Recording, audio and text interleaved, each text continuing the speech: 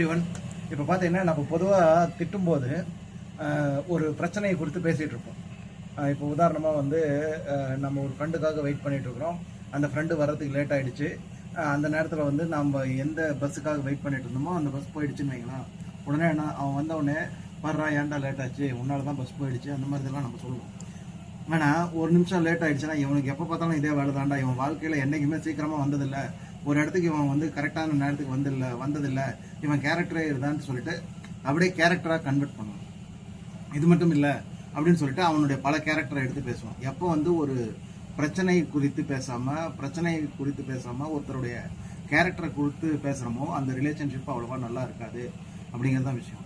நாம் ஒரு சால்வ் பண்ண வேண்டிய ப்ராப்ளம்னா அந்த ப்ராப்ளம் பற்றி மட்டும்தான் பேசணும். அதை விட்டுட்டு நாம் அந்த பர்சனுடைய கேரக்டருக்கு ஷிஃப்ட் ஆனோம்னா நாம் எங்கேயோ தப்பு பண்ணுறோன்னு அர்த்தம். அது அந்த மாதிரி செய்யக்கூடாது அப்படிங்கிறது தான் விஷயம். நன்றி.